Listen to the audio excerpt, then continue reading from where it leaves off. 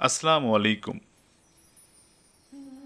আরবের ইতিহাস, এটি মূলত অধ্যাপক ফিলিপ খৌরি হিট্টির বিশ্ববিখ্যাত বই the history of the Arabs এর ভাবানুবাদ। ইসলামের ইতিহাস জানার জন্য এটি একটি অপরিহার্য বই। এই এক বইতে অধ্যাপক ফিলিপ কে হিট্রি, স্যার সৈয়দ আমির আলী, ক্যারেন আর্মস্ট্রং সহ ইবনে ইসহাক, ইবনে হিশাম, আত-তাবারি তথা বিখ্যাত ইসলামী ইতিহাসবিদদের বিভিন্ন মতবাদ, আদর্শ, গবেষণা স্থান পেয়েছে। কোরআন হাদিসের পাশাপাশি এই বইতে লেখক তাওরাত, তালমুদ, বাইবেল এবং ভ্যাটিকানের বিভিন্ন ডকুমেন্ট খুব সহজ ভাষায় ব্যক্ত করেছেন। ধন্যবাদ জ্ঞানকোষ প্রকাশনীকে এমন সুন্দর বইয়ের বাংলা অনুবাদ আমাদেরকে উপহার দেওয়ার জন্য। প্রায় ৬০০ পৃষ্ঠার বৃহৎ কলেবরের এই বইটিকে আমরা ১০টি ভাগে বিভক্ত করেছি। আশা করছি এই বইটি আমাদের ইসলামের ইতিহাসের জ্ঞানকে সমৃদ্ধ করবে ইনশাআল্লাহ। তাহলে দেরি না করে শুরু করছি প্রফেসর পি কে হিট্রির the history of the Arabs অবলম্বনে খন্দকার মাসহুদুল হাসান অনুদিত আরবের ইতিহাস বইটি। ভূমিকা: প্রফেসর ফিলিপ খৌরি হিট্রি প্রণীত the history of the Arabs শীর্ষক গ্রন্থটি পরিবর্তিত রূপ হল আরবের ইতিহাস শীর্ষক বর্তমান গ্রন্থটি। প্রফেসর হিট্রির উপর্যুক্ত গ্রন্থটি সর্বপ্রথম ১৯৩৭ সনে প্রকাশিত হওয়ার পর ১৯৭০ খ্রিস্টাব্দ পর্যন্ত এটির ১০টি সংস্করণ প্রকাশিত হয়। দশম সংস্করণটি বাংলা অনুবাদ প্রকাশ করে কলকাতার মল্লিক ব্রাদার্স ১৯৯৯ খ্রিস্টাব্দে। আমাদের দেশে আমার জানা মতে এই মূল্যবান বইটির কোনো বাংলা অনুবাদ প্রকাশিত হয়নি। অবশ্য স্বাধীনতার অব্যবহিত পরে ১৯৭২ খ্রিস্টাব্দে ঢাকা বিশ্ববিদ্যালয়ের ইসলামের ইতিহাস ও সংস্কৃতি বিভাগের আমার শিক্ষক জনাব মোহাম্মদ রেজা ই করিমের আরব জাতির ইতিহাস নামে একটি বই বাংলা একাডেমি প্রকাশ করে। বইটির একাধিক সংস্করণ বাংলা একাডেমি থেকে প্রকাশিত হয়। এই বইটির এত জনপ্রিয়তার কারণ সম্ভবত এটি প্রফেসর হিট্রির বইয়ের আদলে বর্ণিত। আমরা মনে করতাম বইটি হিট্রির বইয়ের প্রায় আক্ষরিক অনুবাদ। যা হোক, খন্দকার মাসহুদ উল হাসান প্রকাশ্য ঘোষণা দিয়েই প্রফেসর হিট্রির the history of the Arabs গ্রন্থটি অবলম্বনে তার বইটি নিয়ে পাঠকদের সামনে উপস্থিত হয়েছেন। সুপ্রিয় পাঠক হয়তো জানেন, প্রফেসর পি কে হিট্রি ১৮৮৮ সালে লেবাননে জন্মগ্রহণ করেন। আমেরিকান ইউনিভার্সিটি অব বৈরুত এ উচ্চশিক্ষা লাভ করে মার্কিন যুক্তরাষ্ট্রের প্রিন্সটন ইউনিভার্সিটিতে প্রাচ্য ও ভাষা সাহিত্য বিভাগে সেমিটিক সাহিত্যের সুনামধন্য অধ্যাপক হন। তিনি কলম্বিয়া ইউনিভার্সিটি থেকে পিএইচডি অর্জনের পর ওই বিশ্ববিদ্যালয়ে কিছু সময় প্রভাষক হিসেবে কাজ করেছিলেন। ধর্মমতে খ্রিস্টান হয়েও তিনি বিগত শতাব্দীর সুদীর্ঘ ৬ দশক ধরে আমেরিকা যুক্তরাষ্ট্রে ইসলামের ইতিহাস, ঐতিহ্য, সভ্যতার একজন একনিষ্ঠ গবেষক ও প্রচারক হিসেবে যে সেবা দিয়ে আসছেন তা বিদগ্ধ মহলে ঈর্ষারই উদ্রেক করে। প্রফেসর হিট্রির অনেক মতের সাথে একমত না হয়েও আমরা তার রচনা থেকে নানাভাবে লাভবান হয়েছি বলে আমার একান্ত বিশ্বাস। প্রফেসর হিট্রির আরও অনেক গুরুত্বপূর্ণ ও দুর্লভ গ্রন্থ একইভাবে আগামীতে বাংলা ভাষী পাঠকদের সামনে আসবে এমন প্রত্যাশা করি। ডক্টর মোহাম্মদ ইব্রাহিম, প্রফেসর ও চেয়ারম্যান, ইসলামের ইতিহাস ও সংস্কৃতি বিভাগ, ঢাকা বিশ্ববিদ্যালয়। অধ্যায় ১: রসুল, কোরআন ও ইসলাম। ৫৭১ খ্রিস্টাব্দ বা ওই সময় নাগাদ আরবের মক্কায় কুরাইশ বংশে জন্ম একটি পুত্র সন্তান মা আমিনার পুত্রের যে নাম দেন তা চিরকালের জন্য ছিল নিরূপিত। তার স্বজাতির লোকেরা তাকে আলামিন বলে ডাকত। আলামিন ছিল আপাত দৃষ্টিতে একটি সম্মানজনক উপাধি। কোরআনে ৩ নম্বর সূরা, ৩৩ নম্বর সূরা, ৪৮ এবং ৪৭ নম্বর সূরায় তার নামটি মুহাম্মদ বলে উল্লেখিত হয় এবং শুধু একবার ৬১ নং সূরা ৬ নম্বর আয়াতে আহমদ বলে উল্লেখিত হয়েছে। মানুষের মুখে মুখে মুহাম্মদ নামটি চালু ছিল, আর এই নামেই নামকরণ করা হতো অধিকাংশ পুত্র সন্তানের। মুহাম্মদের বাবা আবদুল্লাহ তার জন্মের আগে মারা যায়, আর আমিনা মারা যান যখন শিশুটির বয়স মাত্র ৬ বছর। ফলে তার দাদা আব্দুল মুত্তালিবের উপরই শিশুটির লালন পালনের দায়িত্ব এসে পড়ে। দাদার মৃত্যুর পর স্বাভাবিকভাবেই এই দায়িত্ব বর্তায় তাঁর চাচা আবু তালিবের উপর। মুহাম্মদের বয়স যখন ১২ বছর, তখন তিনি তার চাচা ও পৃষ্ঠপোষক আবু তালিবের সঙ্গে সিরিয়া অভিমুখে ব্যবসার উদ্দেশ্যে যাত্রা করেন। এই যাত্রাপথেই তার সঙ্গে একজন খ্রিস্টান সন্ন্যাসীর সাক্ষাৎ হয় এবং প্রচলিত লোককাহিনী অনুযায়ী জানা যায় যে তার নাম ছিল বাহিরা। যদিও বিশ্বের ধর্মপ্রচারকদের মধ্যে এই একজনই ইতিহাসের পরিপূর্ণ আলোকের মধ্যে জন্মগ্রহণ করেছিলেন, তবু তার প্রথম জীবন আমাদের কাছে খুব অল্পই পরিচিত। জীবিকার জন্য তার সংগ্রাম, আত্মার পরিপূর্ণতা লাভের জন্য তার প্রচেষ্টা, তার জন্য অপেক্ষমান মহান দায়িত্ব সম্পর্কে, তার ক্রমাগত কষ্টকর উপলব্ধি সম্পর্কে খুব অল্প বিশ্বাসযোগ্য বিবরণী আমাদের কাছে আছে। তার জীবন সম্পর্কে প্রথম বিবরণী রচনা করেন ইবনে ইসহাক। তিনি ১৫০ হিজরি অর্থাৎ ৭৬৭ সাল নাগাদ বাগদাদে পরলোক গমন করেন। তার লিখিত রাসূল চরিত্রটি ইবনে হিশামের সমালোচনামূলক বইতে সংরক্ষিত আছে। ইবনে হিশাম ২১৮ হিজরিতে মিশরে মারা যান। মুহাম্মদের জীবনী ও ইসলাম ধর্মের শৈশব অবস্থার প্রথম অধ্যায় সম্পর্কে আরবীয় উৎস ছাড়া আর কোনো বিবরণী পাওয়া যায় না। সারাসেনের শাসক ও মিথ্যা ধর্মপ্রচার সম্পর্কে কিছু তথ্য আমাদের হাতে তুলে দেবার ক্ষেত্রে প্রথম যে বাইজেন্টাইন কাহিনীকার উল্লেখযোগ্য ভূমিকা নিয়েছিলেন তার নাম ছিল থিওফ্যানিস। নবম শতাব্দীর প্রথম দিকেই তার কর্মজীবন বিকশিত হয়েছিল। সপ্তম শতাব্দীতে সিরিয় ভাষার একটি রচনায় মুহাম্মদের প্রথম উল্লেখ পাওয়া যায়। ২৫ বছর বয়সে মুহাম্মদের সঙ্গে তার চেয়ে ১৫ বছরের বড় ধনবতী ও উদরবনা বিধবা মহিলা খাদিজা রাদিয়াল্লাহু আনহার বিয়ে হয়। আর এরপরেই মুহাম্মদ সাল্লাল্লাহু আলাইহি সাল্লাম ইতিহাসের আঙিনায় আবির্ভূত হন। খাদিজা ছিলেন কুরাইশ বংশগত একজন ধনী ব্যবসায়ীর বিধবা স্ত্রী। তিনি স্বাধীনভাবে ব্যবসা চালাতেন। তিনি যুবক মুহাম্মদকে তার ব্যবসার কাজে নিয়োগ দিয়েছিলেন। যতদিন সেই প্রবল ব্যক্তিত্বশালী ও মহান চরিত্রের অধিকারিণী মহিলা জীবিত ছিলেন, ততদিন মুহাম্মদ সাল্লাল্লাহু আলাইহি সাল্লামের আর কোনো স্ত্রীর প্রয়োজন দেখা দেয়নি। মুহাম্মদের জীবনে যে অর্থনৈতিক প্রাচুর্য দেখা দিল এবং কোরআনে যার উল্লেখ আছে তা মুহাম্মদকে বেশ কিছু অবসরের সুযোগ এনে দিল। ফলে মুহাম্মদ সাল্লাল্লাহু আলাইহি সাল্লাম তার নিজের ধর্মানুরাগের অনুশীলন করতে সক্ষম হলেন। তখন প্রায়ই তাকে নির্জনে বসে থাকতে দেখা যেত এবং মক্কার বাইরে অবস্থিত হিরা নামক একটি পাহাড়ের একটি ছোট গুহায় তিনি ধ্যান করতেন। সংশয়ের দ্বারা তাড়িত ও সত্যের আহ্বানে উদ্বুদ্ধ হয়ে তিনি সংসার জীবন থেকে বিচ্ছিন্ন থাকতেন এবং এই বিচ্ছিন্ন জীবনকালের অধ্যায়গুলিরও একটি মুহাম্মদ গারো হিরাতে বসে আদেশ শুনলেন যে আল্লাহ তোমার সৃষ্টিকর্তা, তুমি তার নামে পাঠ করো। এটাই ছিল তার প্রথম প্রত্যাদেশ বা দৈব বলে লব্ধ জ্ঞান। আল্লাহর প্রেরিত ধর্মপ্রচারক তার আহ্বান শুনেছেন। ওই দিনের রাত্রির পরে নামকরণ হয়েছিল ক্ষমতার রাত বা লাইলাতুল কদর। রমজানের শেষ দিকের এটি নির্দিষ্ট হয়েছিল। এই অকল্পনীয় ঘটনার অল্প কিছুদিন পরেই যখন আবার দ্বিতীয় প্রত্যাদেশ এলো, প্রবল আবেগের দ্বারা তাড়িত হয়ে মুহাম্মদ সাল্লাল্লাহু আলাইহি সাল্লাম বিপদাশঙ্কায় বাড়ি চলে এলেন এবং তার স্ত্রীকে দেহটি আবরণের দ্বারা ঢেকে দিতে বললেন, যার ফলে নিম্নোক্ত শব্দাবলী নেমে এলো: তুমি আংরাখায় আবৃত হয়ে থেকো না, জাগো ও বিপদের আশঙ্কায় সকলকে জাগিয়ে দাও। কণ্ঠের সেই আওয়াজগুলিকে কখনো জোরে, কখনো বা আস্তে ধ্বনিত হলো এবং সেই শব্দ কখনো ঘণ্টা ধ্বনির মতো প্রতিধ্বনিত হলো।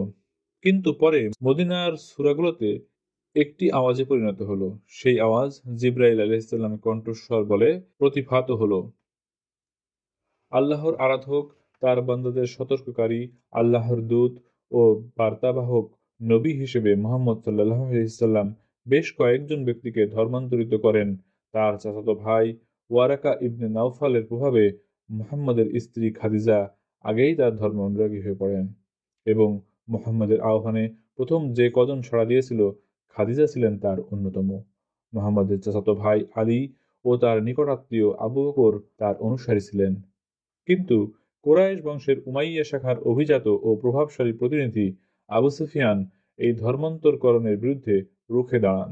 তারা যাকে প্রচলিত ধর্মমতের বিরোধিতা বলে গণ্য করত, তা আসলে একটি প্যান অ্যারাবিয়ান তীর্থযাত্রার কেন্দ্র ও বহু সংখ্যক দেবতার মন্দির আল কাবার রুক্ষক কুরাইশদের চরম আর্থিক স্বার্থের বিরুদ্ধেই ছিল। প্রধানত ক্রীতদাস নিচু শ্রেণীর মানুষদের মধ্য থেকেই ধর্মান্তরিত ব্যক্তিরা এই নতুন ধর্মবিশ্বাসের সংখ্যা বাড়িয়ে তুলতে লাগল। আর কুরাইশ গোষ্ঠীর তরফ থেকে তার সম্পর্কে বিরামহীনভাবে যে উপহাস ও ব্যঙ্গ ব্যবহৃত হচ্ছিল, তা আর অস্ত্র হিসেবে তেমন কার্যকরী ছিল না। ফলে প্রত্যক্ষ নির্যাতনই প্রয়োজন হিসেবে দেখা দিল। এর ফলে মক্কায় 11টি পরিবার আবিসিনিয়াতে গমন করল এবং একই পথ অনুসরণ করে আরও 83টি পরিবার 615 খ্রিস্টাব্দে দেশত্যাগ করে আবিসিনিয়াতে আশ্রয় নিল। ওসমান ইবনে আফফানের পরিবারটি ছিল তাদের মধ্যে প্রধান। খ্রিস্ট ধর্মাবলম্বী নেগাসের রাজত্বে তারা শরণার্থী রূপে আশ্রয় নিল। এই আশ্রয় প্রার্থীদের তাদের অত্যাচারীদের হাতে তুলে দেওয়ার অনুরোধ নেগাস অনমনীয় দৃঢ়তার সঙ্গে বারবার প্রত্যাখ্যান করছিলেন। নির্যাতনের এই অন্ধকারাচ্ছন্ন সময়কালে সাময়িকভাবে তার বহু অনুগামীকে হারালেও মোহাম্মদ নির্ভীকভাবে তার ধর্মপ্রচার চালিয়ে যেতে লাগলেন এবং মেকি দেবতার পূজা থেকে সরিয়ে এনে আলোচনার মাধ্যমে অনেক মানুষকে এক ও প্রকৃত ঈশ্বর অর্থাৎ আল্লাহর অনুরাগীতে পরিণত করলেন। আল্লাহর প্রত্যাদেশ নেমে আসা বন্ধ হলো না। ইহুদি ও খ্রিস্টানদের ধর্মশাস্ত্র আছে জেনে তিনি বিস্মিত হয়েছিলেন। তাই তিনি তার অনুগামীদেরকেও ধর্মশাস্ত্রের প্রয়োজন আছে বলে দৃঢ় সংকল্প করলেন। ইসলামী রাষ্ট্র প্রতিষ্ঠার ক্ষেত্রে উমর ইবনে আল খাত্তাব অগ্রণী ভূমিকা পালন করেছিলেন। শিগগিরই তিনি আল্লাহর সেবায় নিযুক্ত হলেন। হিজরতের 3 বছর আগে বিশ্বস্ত অনুগামিনী ও স্ত্রী খাদিজার মৃত্যু হল এবং তার অল্প কিছুদিন পরেই আবু তালিব মারা গেলেন। যদিও আবু তালিব কখনো ইসলাম ধর্ম গ্রহণ করেননি, তবু শেষ পর্যন্ত তিনি তার ভাইপো মুহাম্মদের পক্ষে দাঁড়িয়েছিলেন। হিজরতের পূর্ব এই সময়েই সেই নাটকীয় ইসরা অর্থাৎ সেই নৈশ অভিযান ঘটেছিল। বলা হয় সপ্তম স্বর্গে আরোহণের সময় মোহাম্মদ নাকি চোখের পলকে আল কাবা থেকে জেরুজালেমে স্থানান্তরিত হয়েছিলেন। এই স্মরণীয় যাত্রাক্ষেত্রে যেহেতু একটি পার্থিব স্টেশনে ভূমিকা পালন করেছিল, তাই ইহুদি ও খ্রিস্টানদের কাছে ইতিমধ্যে পবিত্র শহর বলে পরিগণিত জেরুজালেম মুসলিম দুনিয়ায় মক্কা ও মদিনার পরে তৃতীয় পবিত্র শহর বলে গণ্য হলো এবং আজও তার সেই স্থান বজায় আছে। নানা সাজে অলঙ্কৃত এই অত্যাশ্চর্য যাত্রা এখনো পারস্য ও তুর্কির অলৌকিক কাহিনীদের কাছে অতি প্রিয় বিষয়বস্তু হিসেবে গণ্য হয়। এখনো স্পেনীয় গবেষক মোহাম্মদের এই যাত্রাকে দান্তে রচিত ডিভাইন কমেডির মূল উৎস বলে বর্ণনা করেন। আল ইসরার স্মৃতি যে এখনো ইসলামী দুনিয়ায় একটি জীবন্ত ও গতিশীল শক্তি, তা 1929 খ্রিস্টাব্দের আগস্ট মাসে ফিলিস্তিনে সংঘটিত গুরুতর অশান্তির মধ্য দিয়ে প্রমাণিত হয়। জেরুজালেমে ইহুদিদের ক্রন্দনের প্রাচীর বলে পরিচিত স্থানটিকে মুসলিমরা মুহাম্মদের স্বর্গযাত্রায় ব্যবহৃত নারীর মুখ ও ময়ূরের লেজ বিশিষ্ট পাখনাযুক্ত বুরাক এর থামার জায়গা বলে দাবি করায় এই অশান্তির সূত্রপাত হয়েছিল। 620 খ্রিস্টাব্দ নাগাদ মূলত খাজরাজ উপজাতিভুক্ত বেশ কিছু ইয়াসরিবের অধিবাসী ওকাজ মেলায় মুহাম্মদের সঙ্গে দেখা করেছিল এবং তিনি যা বলতে চান তা শোনার ব্যাপারে আগ্রহ প্রকাশ করে। 2 বছর পরে 75 জনের এক প্রতিনিধি দল তাকে ইয়াসরিব অর্থাৎ মদিনায় বাস করার জন্য আমন্ত্রণ জানান। তাদের আশা ছিল যে এর মধ্য দিয়ে তারা পরস্পর বিরোধী আওস ও খাজরাজ উপজাতির মধ্যে ঐক্য স্থাপন করতে পারবে। মদিনার ইহুদিরা একজন মেসিয়া বা রক্ষকর্তার অপেক্ষায় ছিল। তারা তাদের ধর্মবিশ্বাসহীন স্বদেশবাসীর মধ্যে মুহাম্মদের মতো আল্লাহর বার্তা বলে দাবিকারী এক ধর্মপ্রচারকের ধর্মীয় বিশ্বাসের পূর্বেই অনুরক্ত হয়েছিল। ধর্মপ্রচারের উদ্দেশ্যে তায়েফে তার সফর ব্যর্থ হওয়ার পর তার উদ্দেশ্য তার নিজের জন্মস্থানে অসফল হয়েছে এই বিশ্বাসে মুহাম্মদ তার 200 অনুগামীকে কুরাইশদের সতর্ক প্রহরা এড়িয়ে পালাতে দিলেন এবং তিনি নিজেও চুপিসারে মদিনায় চলে গেলেন। মদিনার সঙ্গে তার মায়ের দিক থেকে ক্ষীণ সম্পর্ক ছিল, তিনিও বেরিয়ে পড়লেন এবং 622 খ্রিস্টাব্দের 24 সেপ্টেম্বর সেখানে পৌঁছালেন। এই হলো বিখ্যাত হেজিরা বা হিজরত। এটাকে ঠিক পলায়ন বলা যাবে না, তবে 2 বছরের জন্য স্থানান্তর গমনের উদ্দেশ্যে সতর্কতার সঙ্গে রচিত পরিকল্পনা বলে আখ্যা দেওয়া যায়। 17 বছর পরে খলিফা ওমর সেই চন্দ্র বছর অর্থাৎ যে বছর হিজরত ঘটেছিল তাকেই মুসলিম যুগের আনুষ্ঠানিক সূচনা বছর বলে আখ্যা দেন। হিজরতের সঙ্গে মক্কা অধ্যায়ের সমাপ্তি ও মদিনা অধ্যায়ের সূচনা হয়েছিল এবং তা মুহাম্মদের জীবনে এক পরিবর্তন এনে দিয়েছিল। ঘৃণিত ধর্মপ্রচারক হিসেবে তার জন্মস্থান পরিত্যাগ করে তিনি এমন এক শহরে প্রবেশ করেছিলেন যারা তাকে সম্মানিত অতিথি হিসেবে গ্রহণ করে। তার অন্তর্নিহিত ভবিষ্যৎ দ্রষ্টার সত্তা এখন পিছনে চলে গেল এবং সামনে এগিয়ে এলো রাজনীতির জ্ঞান সম্পন্ন ও বাস্তব বুদ্ধির অধিকারী এক মানব সত্তা। আল্লাহর বার্তাবহকের ভূমিকাকে ধীরে ধীরে গ্রাস করে নিল রাজনীতির কার্যকলাপ।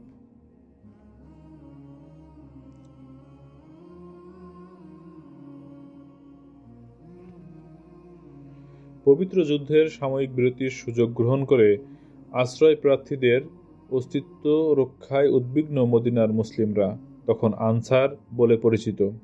তাদের নতুন নায়কের নেতৃত্বে সিরিয়া থেকে মক্কায় ফিরে আসার পথে গ্রীষ্মকালের এক মরুযাত্রী দলের গতিরোধ করে, আর এভাবেই তারা ওই বাণিজ্য শহরের সবচেয়ে গুরুত্বপূর্ণ স্থানে আঘাত হানে। মরুযাত্রী দলের নেতা আবু সুফিয়ান এই পরিকল্পনার গন্ধ পেয়ে সাহায্যের জন্য মক্কার কাছে অতিরিক্ত সেনা চাইলেন। সেই অতিরিক্ত সেনাবাহিনী ও মদিনার মুসলিম ও আশ্রয় প্রার্থীদের মধ্যে ব্যাপক সংঘর্ষ হয়। 624 খ্রিস্টাব্দের রমজানে মদিনার 85 মাইল দক্ষিণ পশ্চিমে অবস্থিত বদরে এই সংঘর্ষ ঘটে। মুসলমানদের উদ্দীপ্ত নেতৃত্বে 300 মুসলিম 1000 মক্কাবাসীর সঙ্গে প্রবল বিক্রমে লড়াই করে সম্পূর্ণরূপে জয়লাভ করে।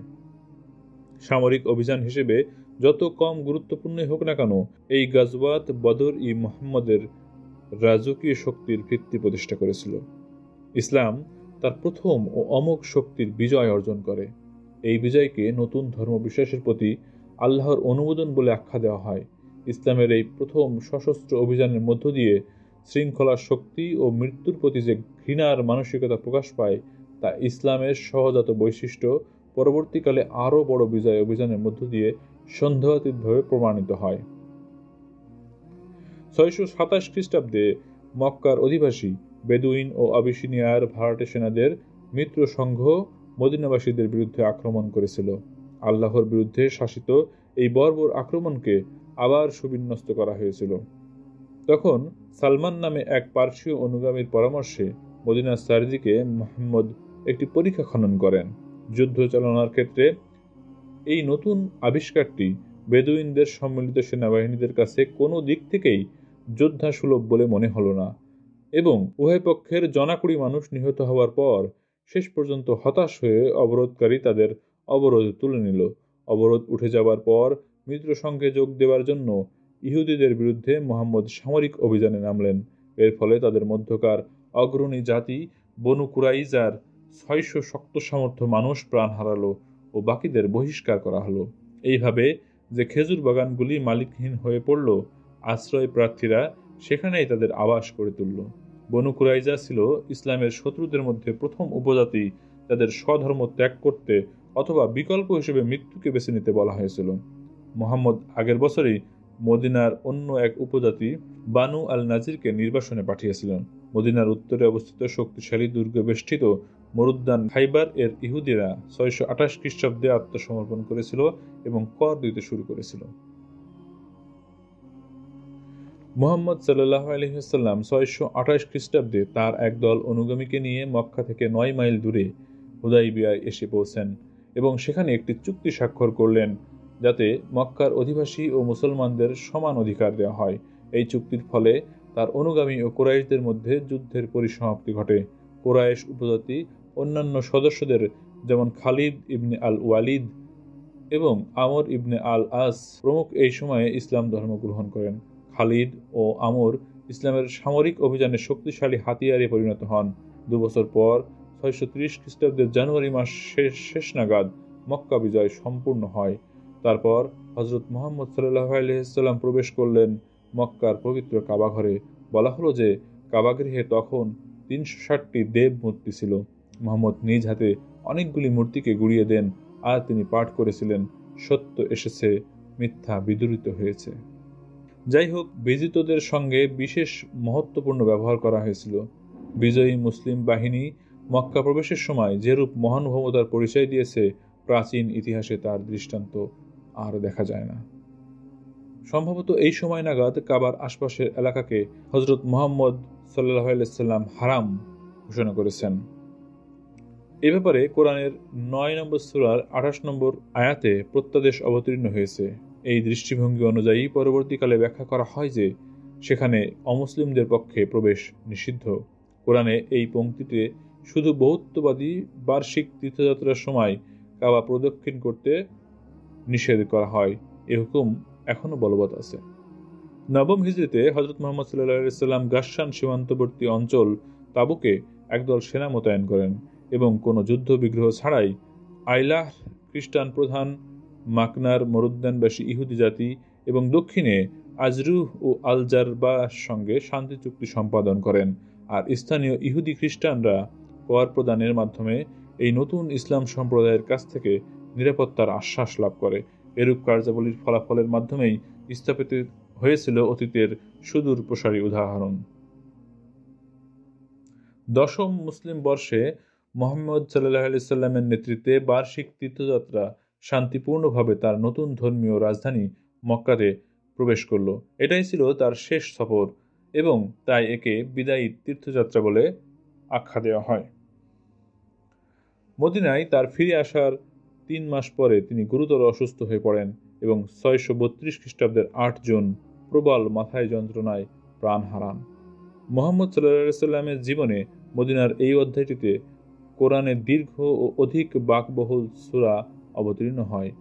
রোজা, ভিক্ষাদান ও প্রার্থনার ধর্মীয় রীতিনীতি ছাড়াও বিবাহ বিচ্ছেদ, কৃতদাস, যুদ্ধবন্দী ও শত্রুদের প্রতি আচরণ সম্পর্কে সামাজিক ও রাজনৈতিক নির্দেশ এই পর্বের সূরা হতে পাওয়া যায়। যিনি নিজে একসময় অনাথ ছিলেন, তিনি কৃতদাস, অনাথ ও দুর্বল অত্যাচারিত মানুষদের সম্পর্কে যে আইন তৈরি করেন তার মধ্যে বিশেষভাবে পরোপকারের ইচ্ছা প্রকাশ পায়। তিনি তার জীবনে অখ্যাত অধ্যায়ের মতো গৌরবময় অধ্যায়েও একটি মাটির বাড়িতে অতি সাদাসিধা জীবনযাপন করতেন। বর্তমান আরব ও সিরিয়ার পুরনো ধাঁচের বাড়ির মতো তার বাড়িতেও ছিল কয়েকটি ঘর এবং তার সামনেই ছিল উঠোন, আর এই উঠোন দিয়ে প্রতিটি ঘরেই যাওয়া যেত। প্রায় তাকে নিজের কাপড় সেলাই করতে দেখা যেত এবং সর্বদাই সাধারণ মানুষের জন্য তার দ্বার ছিল অবারিত। যা কিছু তার সঞ্চয় ছিল তাকে তিনি রাষ্ট্রের সম্পত্তি বলে গণ্য করতেন। করোনা জড়িত ও রাজনৈতিক কারণে সব মিলিয়ে তার 12 জন স্ত্রী ছিল, কিন্তু তার প্রিয়তমা স্ত্রী ছিল আয়েশা। তিনি ছিলেন আবু বকরের অল্প বয়স্ক কন্যা। মুহাম্মদের স্ত্রী খাদিজার গর্ভে বেশ কয়েকটি সন্তান জন্মেছিল, কিন্তু ফাতিমা ছাড়া আর কেউই বাঁচেনি। এই ফাতিমা ছিল আলীর বিখ্যাত স্ত্রী। তার মিশর দেশীয় খ্রিস্টান স্ত্রী মেরির গর্ভজাত শিশুপুত্র ইব্রাহিমের মৃত্যুতে মুহাম্মদ তীব্র শোকাহত হন। তার দৈনন্দিন জীবনের গুরুত্বপূর্ণ অথবা মামুলি ধরনের আচরণগুলো একটি অনুশাসনের সৃষ্টি করেছে। লক্ষ লক্ষ মানুষ সেগুলি আজও সচেতনতার সঙ্গে অনুকরণ করে আসছে। মানবজাতির আর কোনো অংশই তার মতো কাউকে পরিপূর্ণ মানুষরূপে গ্রহণ করে তার আচার আচরণগুলিকে এত সূক্ষ্মভাবে অনুকরণ করেনি। মদিনার ধর্মীয় সম্প্রদায়ের মধ্য থেকে পরে বৃহত্তর ইসলামী রাষ্ট্রের উদ্ভব হয়। ধর্মের ভিত্তিতে আশ্রয় প্রার্থী ও সমর্থকদের এই নতুন সম্প্রদায়টি উম্মাহ রূপে প্রতিষ্ঠিত হয়। আরবের ইতিহাসে এই হিসেবে রক্তের সম্পর্কের পরিবর্তে ধর্মের ভিত্তিতে একটি সামাজিক সংগঠন গড়ে তোলার চেষ্টা হয়। রাষ্ট্রের নিরঙ্কুশ ক্ষমতার ব্যক্তিকরণ ঘটে আল্লাহর মধ্য দিয়েই। জীবিত অবস্থায় মুহাম্মদ সাল্লাল্লাহু আলাইহি সাল্লাম ছিলেন পৃথিবীর বুকে তার আইনসঙ্গত প্রতিনিধি ও সর্বোচ্চ শাসক। সুতরাং আধ্যাত্মিক ক্ষমতা ছাড়াও এক রাষ্ট্রপ্রধানের মতো মুহাম্মদ সাল্লাল্লাহু আলাইহি সাল্লামের রাজকীয় কর্তৃত্বও ভোগ করতেন। উপজাতীয় সম্পর্ক ও পুরনো আনুগত্য নির্বিশেষে এই সম্প্রদায়ের সকলেই অন্তত নীতিগতভাবে ভ্রাতৃত্ববোধের সম্পর্কে আবদ্ধ ছিলেন। বিদায়ী হজ। মুহাম্মদ সাল্লাল্লাহু আলাইহি সাল্লাম যে মহান উপদেশবলী বিতরণ করেন তার মধ্যে এই কথাগুলি ব্যক্ত হয়েছে। সমবেত মানুষগণ, তোমরা আমার কথাগুলি শোনো ও অন্তর দিয়ে সেগুলি গ্রহণ করো। মনে রেখো, প্রত্যেক মুসলিমই অপর মুসলিমের ভাই এবং তোমরা সকলেই ভ্রাতৃত্ববোধের বাঁধনে আবদ্ধ। সুতরাং তোমার ভাই যতক্ষণ না কোনো সম্পত্তি স্বেচ্ছায় তোমাকে দিচ্ছে ততক্ষণ তা ভোগ দখল করা তোমাদের কারোর পক্ষেই আইনসঙ্গত নয়। এইভাবে এক খোঁচায় আরবীয় সম্পর্কের সবচেয়ে গুরুত্বপূর্ণ ভিত্তি অর্থাৎ উপজাতীয় আত্মীয়তা ধর্মবিশ্বাসের নতুন বন্ধন দ্বারা পরিবর্তিত হয়। অর্থাৎ আরবের সমস্ত ইসলাম ধর্ম বিশ্বাসীদের জন্য এক ধরনের যুদ্ধবিরতির আদেশ বলবৎ হল। এই নতুন ধর্ম সম্প্রদায়ের কোনো যাজকবর্গ, যাজকতন্ত্র, প্রধান বিশপের এলাকা কিছুই রইল না। মসজিদ ছিল এই সম্প্রদায়ের সমাবেশ স্থল, সামরিক ব্যায়ামের ক্ষেত্র ও সকল মানুষের আরাধনার স্থান। প্রার্থনার পরিচালক অর্থাৎ ইমাম ছিলেন ধর্মবিশ্বাসীদের সামরিক বাহিনীর প্রধান এবং এই ধর্মবিশ্বাসীদের প্রত্যেকেরই গোটা বিশ্বের আক্রমণের বিরুদ্ধে দাঁড়িয়ে একে অপরের রক্ষা করার নির্দেশ পেয়েছিল। যে সমস্ত আরবীয়রা বর্বর ছিল তারা সকলেই ছিল সমাজ সীমানার বাইরে, তারা প্রায় দস্যু বলেই গণ্য হতো। ইসলামের অতীত জীবনাচরণ বাতিল করে দিল। মহিলা ছাড়া আর যে দুটি জিনিস আরবীয়দের কাছে খুব প্রিয় ছিল সেই মদ ও জুয়াকে একটি সূরায় নিষিদ্ধ করা হলো। আরবীয়দের কাছে সমান আকর্ষণীয় সঙ্গীতের প্রতিও বিরাগ দেখানো হলো। যে সমস্ত দেশত্যাগী মুসলিম আবিসিনিয়ায় আশ্রয় নিয়েছিল, তাদের মুখপাত্র জাফর ইবনে আবু তালিবের বক্তব্য বলে যে, সন্দেহজনক কথাগুলি প্রচার করা হয়, তার মধ্য দিয়ে পুরনো ও নতুন সমাজ ব্যবস্থার পার্থক্য স্পষ্ট হয়ে ফুটে ওঠে। মদিনা থেকে ইসলাম ধর্মভিত্তিক রাষ্ট্র গোটা আরবে ছড়িয়ে পড়ে এবং পরে তা পশ্চিম এশিয়া ও উত্তর আফ্রিকার বিরাট অংশকে গ্রাস করে।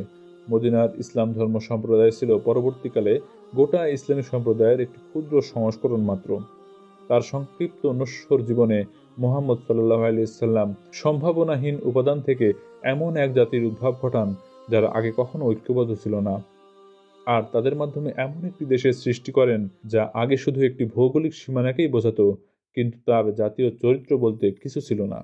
বিরাট একটি অঞ্চল জুড়ে খ্রিস্টান ধর্ম ও ইহুদি ধর্মের অবসান ঘটিয়ে তিনি একটি নতুন ধর্ম প্রতিষ্ঠা করেন এবং মানবজাতির একটি বিশাল অংশ এখনও সেই ধর্মের অনুসরণ করে। মুহাম্মদ সাল্লাল্লাহু আলাইহি সাল্লামের মৃত্যুর পরের বছর ওমরের সুপারিশে আবু বকর কোরআনের বিক্ষিপ্ত অংশগুলোকে সংগ্রহ করার আদেশ দেন। ওমর লক্ষ্য করেছিলেন, যারা কোরআনকে তাদের স্মৃতিতে ধরে রেখেছেন তারা ক্রমেই বিলুপ্ত হচ্ছেন। তাই তিনি আবু বকরকে ঐরূপ সুপারিশ প্রদান করেছিলেন। মুহাম্মদের পূর্বতন সচিব ও মদিনার অধিবাসী যায়েদ ইবনে সাবিতকে ওই কাজের দায়িত্ব দেওয়া হয়েছিল। খেজুর পাতার শিরা, সাদা পাথরের টুকরা ও মানুষের হৃদয় থেকে বিচ্ছিন্ন অংশগুলোকে একত্রিত করা হলো এবং সেগুলির সাহায্যে এটি গ্রন্থাকারে বিন্যস্ত হলো।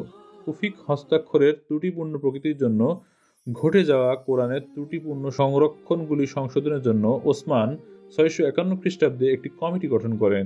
যায়েদকে তার চেয়ারম্যান নিয়োগ করলেন। মুহাম্মদের অন্যতম বিধবা স্ত্রী এবং ওমরের মেয়ে হাফসা রাদিয়াল্লাহু আনহাকে হেফাজতে থাকা আবু বকরের বইটি সংশোধনের কাজে ভিত্তি হিসেবে ব্যবহৃত হলো। সংশোধিত বইটির হাতে লেখা মূল পাণ্ডুলিপিটি মদিনায় রাখা হলো। সংশোধিত বইটির 3টি প্রতিলিপি করে দামেস্ক, বসরাস ও কুফার সামরিক ঘাঁটিতে রেখে অন্য সকল প্রতিলিপি ধ্বংস করে দেওয়া হলো। আবু বকর প্রথাগত কোনো সংশোধনী আদৌ করেছিলেন কিনা সে ব্যাপারে আধুনিক গবেষকদের সন্দেহ আছে। তারা আরও মনে করতেন যে ওসমান বিভিন্ন পাঠযুক্ত অনেকগুলি হাতে লেখা পাণ্ডুলিপি আরব, সিরিয়া ও ইরাক শহর থেকে সংগ্রহ করেছিলেন।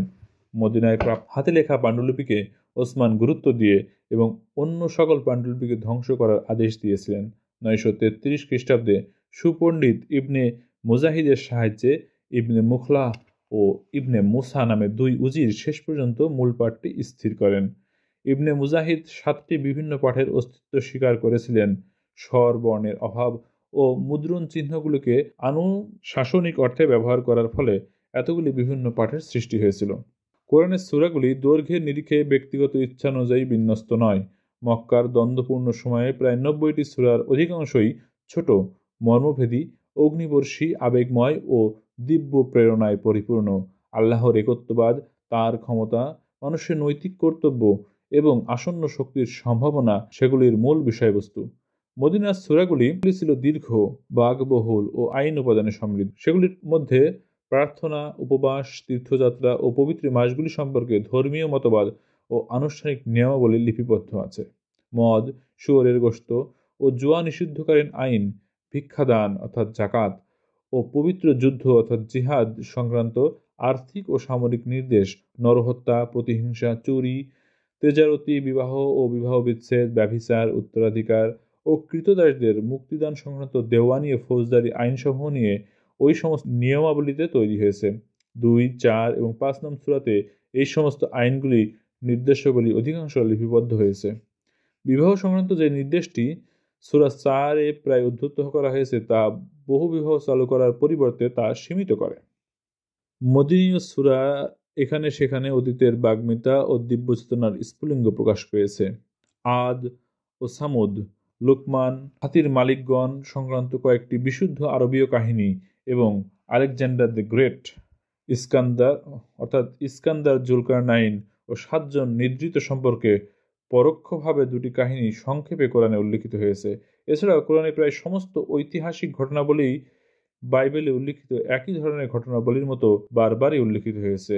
ওল্ড টেস্টামেন্টের চরিত্রগুলোর মধ্যে আদম, নোয়া, আব্রাহাম, ইসমাইল, Lot, Joseph, Moses, Saul, David, Solomon, Elijah, Job ও জোনা তারাও উল্লেখযোগ্য সংখ্যায় উল্লেখিত।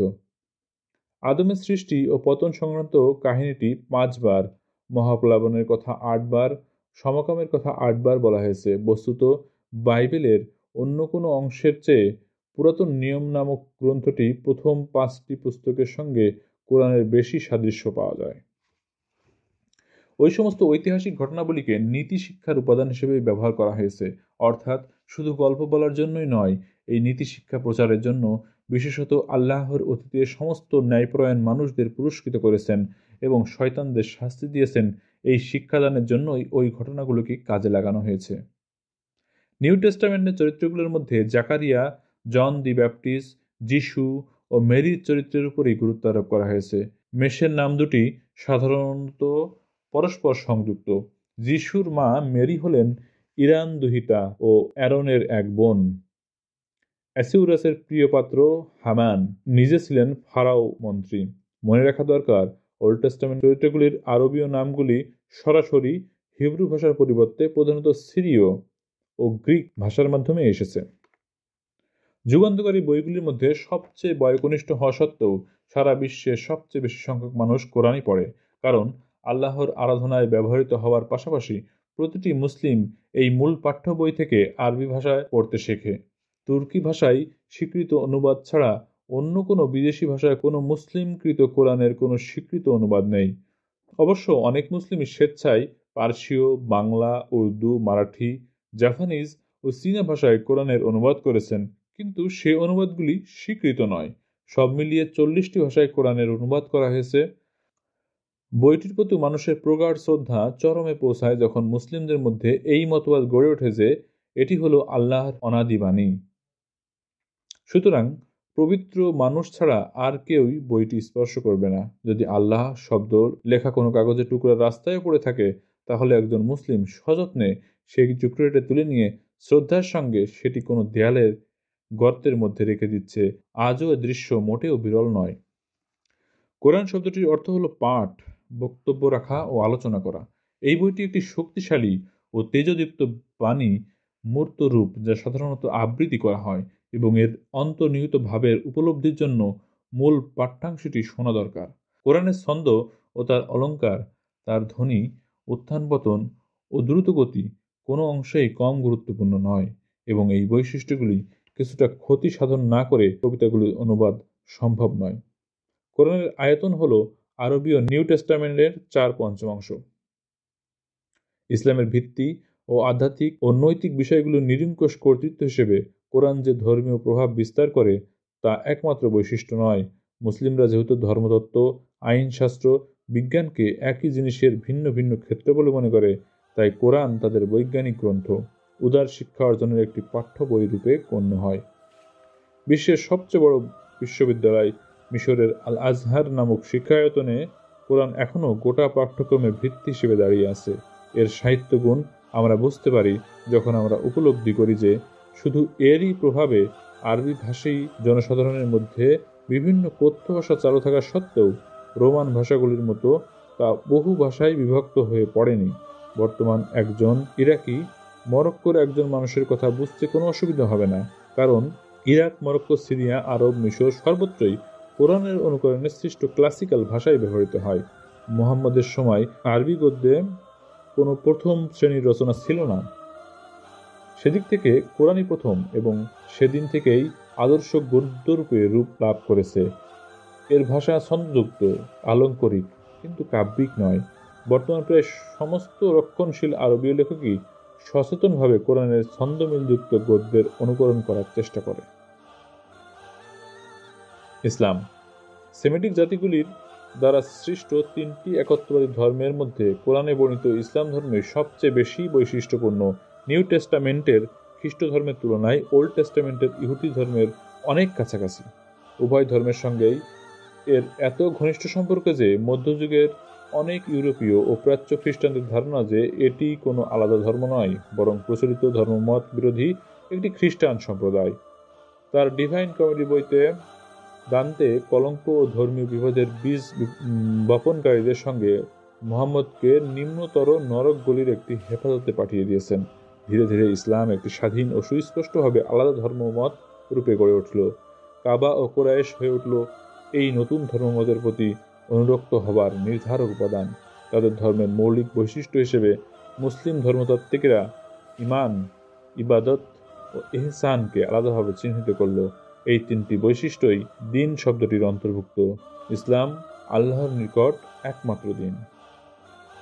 মুসলিম ধর্মীয় কর্তব্য ইসলামের তথাকথিত 5টি স্তম্ভের উপর ভিত্তি করে রচিত। 1. ধর্মবিশ্বাসকে প্রকাশ্যে ঘোষণা করা। 2. নামাজ। প্রতিদিন 5 বার একজন ধর্মানুরাগী মুসলিম মক্কার দিকে মুখ করে সুনির্দিষ্ট নামাজ পড়েন। নামাজ হলো মুসলিম ধর্মবিশ্বাসের দ্বিতীয় স্তম্ভ। নামাজের মুহূর্তে যদি ওপর থেকে মুসলিম দুনিয়ার দৃশ্য দেখা হয়, অক্ষাংশ দ্রাঘিমার ফলে সৃষ্ট পার্থক্য বাদ দিলে, তাহলে মক্কায় অবস্থিত কাবা থেকে বিকীর্ণ ও সিয়েরা লিওন থেকে মালয়েশিয়া ও টোবলেস্ক থেকে কেপটাউন পর্যন্ত বিরাট অঞ্চল জুড়ে বিস্তৃত আল্লাহর কাছে উপাসনাকারীদের দ্বারা গঠিত সমকেন্দ্রিত্বের একটি শ্রেণী দেখতে পাওয়া যাবে। আনুষ্ঠানিক প্রার্থনা বা নামাজ বোঝাতে যে শব্দ ব্যবহৃত হয়, সেই সালাহ শব্দটি আরাম বা সিরীয় ভাষা থেকে গৃহীত শব্দ। শব্দটির আরবি বিশুদ্ধ বানান একটি ওয়া সহ। ইসলাম ধর্মের পূর্বে নামাজ থাকলেও তা ছিল নিতান্তই অসংগঠিত ও অনিয়মিত। যদিও প্রথম দিকে একটি সূরাতে নামাজকে উৎসাহিত করা হয়েছে এবং মক্কার কয়েকটি প্রত্যাদেশে এই প্রয়োজনীয় উপাদানগুলির কথা উল্লেখ করা হয়েছে, তবুও মদিনা অধ্যায়ের পূর্ব পর্যন্ত প্রতিদিন 5 বার করে স্বতন্ত্র ও সুস্পষ্ট রূপে পৃথক প্রার্থনা করা এবং তা আইনি পবিত্রতা ও আনুষ্ঠানিক পরিচ্ছন্নতার পূর্বশর্ত। ধর্মীয় প্রার্থনা হল আইন নির্দেশিত একটি কাজ, যা সমস্ত মুসলিম একইভাবে নতজানু হয়ে এবং সার্বিক অবস্থান থেকে পালন করে। নামাজিকে অবশ্যই আইনত পবিত্র অবস্থায় থাকতে হবে। মাতৃভাষা যাই হোক না কেন, নামাজের মাধ্যমে সমস্ত মুসলিমকে আরবি ভাষা ব্যবহার করতে হবে। বাধা ধরা আকারের এই প্রার্থনা সেই অর্থে ততটা আবেদন বা মিনতিপূর্ণ নয়, কারণ এতে শুধু আল্লাহর নামই উল্লেখ করা হয়। আল্লাহর কাছে প্রার্থনার মতো এক্ষেত্রে ধর্মানুরাগী মুসলিমরা সরল ও অর্থপূর্ণ ফাতিহা দিনে প্রায় 20 বার আবৃত্তি করেন। পুণ্যদায়ক হল রাতের স্বেচ্ছাকৃত ধর্মীয় উপাসনা অর্থাৎ তাহাজ্জুদ, কারণ এটি হলো প্রয়োজনের চেয়েও বেশি অর্থাৎ নফল। শুক্রবারের দুপুরের নামাজটি হল সকলের জন্য একত্রিত প্রার্থনা। সমস্ত প্রাপ্তবয়স্ক পুরুষের জন্য এই নামাজটি বাধ্যতামূলক। কয়েকটি মসজিদে মেয়েদের নামাজের জন্য আলাদা জায়গা সংরক্ষিত আছে। শুক্রবারের নামাজের অন্যতম বৈশিষ্ট্য হল খুতবা, যা নামাজের পরিচালক অর্থাৎ ইমাম নামাজীদের উদ্দেশ্যে বলেন, আর খুতবার মধ্যে রাষ্ট্রের প্রশাসনিক প্রধানের জন্য প্রার্থনা করা হয়। উপাসনার উদ্দেশ্যে গঠিত এই ধর্মীয় সমাবেশ ইহুদিদের সাইনাগগে উপাসনার আদিরূপকে আদর্শ হিসেবে অনুসরণ করত, কিন্তু পরবর্তীকালে তার উন্নতি সাধনে খ্রিস্টানদের রবিবারের প্রার্থনা দ্বারা তা প্রভাবিত হয়। গাম্ভীর্য, সারল্য ও শৃঙ্খলার দিক থেকে কোনো উপাসনাই এই সম্মিলিত উপাসনাকে ছাড়িয়ে যেতে পারেনি। মসজিদে সুবিন্যস্ত সারিতে সোজা হয়ে দাঁড়িয়ে এবং শ্রদ্ধা ও নিয়ম নিষ্ঠার সঙ্গে ইমামের নির্দেশ অনুসরণ করা নামাজিরা এমন একটা সুন্দর পরিবেশ সৃষ্টি করে, যা সর্বদাই অন্যের উপর গভীর প্রভাব সৃষ্টি করে।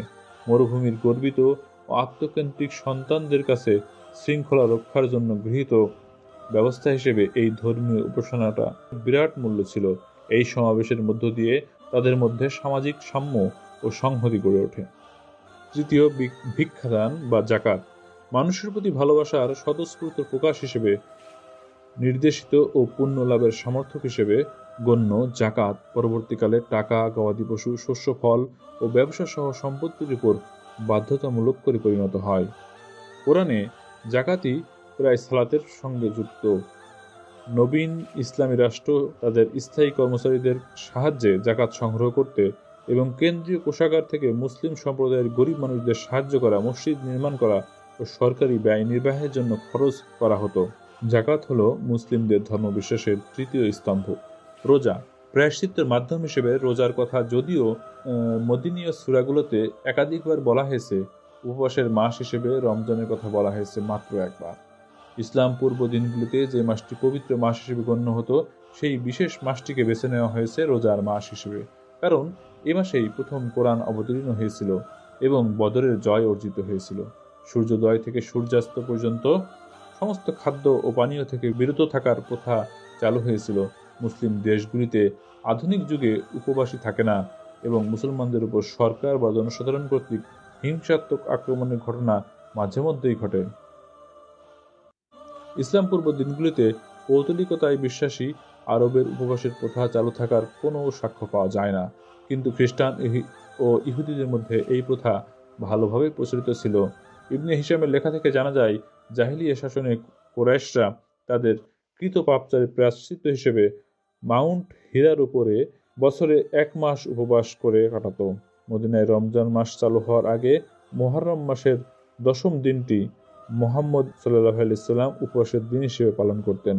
এটা তিনি ইহুদিদের কাছ থেকে গ্রহণ করেছিলেন। মক্কার সূরাগুলিতে উপবাসের কথা বা সাওয়ামের কথা একবারই উল্লেখ আছে এবং তাও আপাত অর্থে নীরবতা শব্দটির মধ্যেই বোঝানো হয়েছে।